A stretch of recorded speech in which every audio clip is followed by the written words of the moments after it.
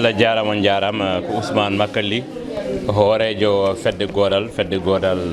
ko goomu darnegol leñol ko fedde ganda o min ɗum ko janngude e jannginde e windude e wittude ɗemɗe ngenndiiji ha tengtino ɗemgal Pulaar ha ñalawma hannde o noon ko jeeya koye ñalawma jonte yontere ɗemɗe ngenndiiji e gila hecciyanki fuɗɗi Fedde Goodal kala hitande ene waɗa gueɗe mum ene arta e ɗemgal ngal ene waɗa gueɗe kewɗe gila ñalawma ɗemgal neniwal e kala hitande noon Fedde Goodal ne waɗa heblude yimɓeɓe par ce que wadde activité ji ne moƴƴi amde ne moƴƴi koye culture jeeya e foof ko no Goodal wi alay saago yimɓe keble hikka noon min cuɓi ko woni ko wiyete miilol walla pentol noon woni e roman écriture roman holno roman windirte e ɗemgal Pulaar walla e ɗemɗe men min cuɓi professeur Bathia Ba ganda windi defte kewɗe kanko professeur anglais ko professeur arabe ko ceerno janggoɗo ɓurade foof donc e nder balɗe ɗiɗi yimɓe gummima partout won ummiɓe ha Madina Gounass won ummiɓe Fouta won ummiɓe nokkuye foof enen gaade mbaɗade formation atelier ji e foof donc kadi Goodal ne joguino duuɗe Pulaar nde jangguinanno ɓen kadi mbaɗi formation e ballal DALN ministére de l'alphabétisation ɓen mbaɗi formation men heɓla mumen lebbi jeenayyi Goodal no rokka ɗumen seedam faago e kadi rokkude seedam faago parrain o Alassane Bawar e heɓlo ngo waɗama ceerno Bathia Ba wanni yimɓe heɓlo yimɓe gandi ko woni écriture roman holno waɗirte e ɗen gueɗe kadi haɗani ɗon hande kikiɗe en dañi fartague defte tati ceerno Bathia Ba ganda hen deftere fof wawno wonde ñalawma kono fof waɗa ko panel gooɓe jiile e waktuji tati deftere mandacratie ha me Amadou Ly arti hen deftere ceerno almudel commissaire arti hen ko ceerno Nalla Kane ndega deftere nde arti hen Ibrahima Oumar Sow arti e deftere wiyete Baydi Kacce Pam te no Allah waɗata no professeur wi hande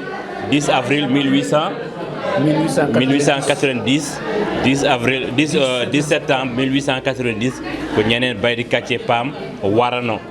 donc waɗa assassiné o warano sibu haftade tubakoɓe domination jimani tubakoɓe o fi tubako o wara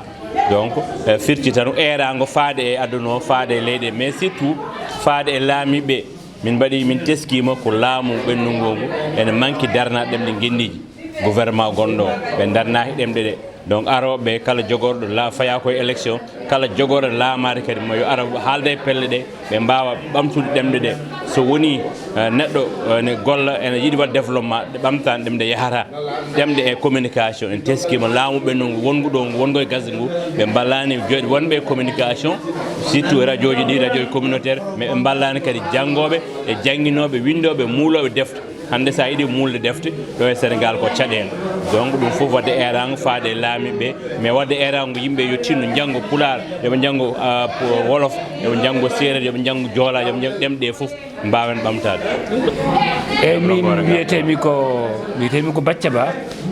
ko ɗum woni inde kuɗol kono woni e kayitaji ɗi ko Housseyni Ba kono waɗimi wadde noon kadi ko yidde artirde ko men yidde artirde ko jeyɗen yidde hollude wonde ene jogui inde ɗe ganduɗa en potani welsinade inde ɗe yidde hollirde kadi wonde inde jeeya koye pinal kala basɗo inde mum waasi huune e pinal mum te kadi Samba walla Bathia walla Coumba en foof ene jogui e enen e aada men holko firti so wiyama Samba tan walla Bathia tan ene andi oɗo ko ɓiɗɗo dimmo wonande ɓesgu ɗum waɗi mbimi hooram haade komi ɗimmo mbimi hooram Bathia ha mi artira hooram to jeynoon e sababu o ko Goodal ene jogui aada e yuɓɓinde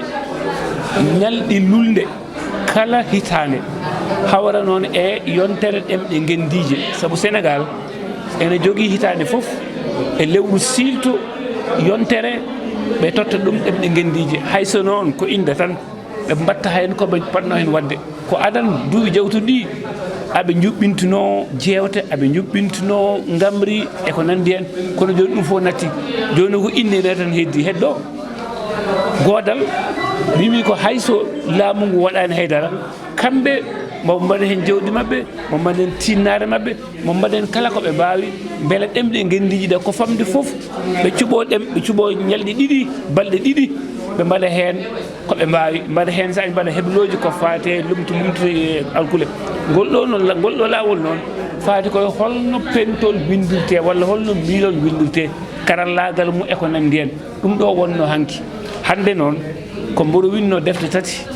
ɗe kadi min ngarti heen deftere ɗe ko ɓeydi kacce paam ko mago deftere ɗumen ko mandat karasi ɗum ko haala politique jalkile politique deftere tataɓire nde ko almudel ceerno e commissaire police ɗum kadi ko fento min mi haalniɓe hanki min kaalino hanki holno fento windirte min gaddi kadi hannde pentol e yidde holliri walla beele komin kaalatno hanki ko beele ɗum min kaalɗo ɗum hanki o beele mboɗo hormi ɗum eko bindanmi ko ɗum ɗo fof kadi ene hollira wonde neɗɗo wawa yaade gaga jangde kala mo janggani yahata ko hoorejo wino nani ko jangde woni fof ko jangde tabbi fof jangde hollotma to ummiɗa hollotma ɗo gonɗa hollotma to paaɗa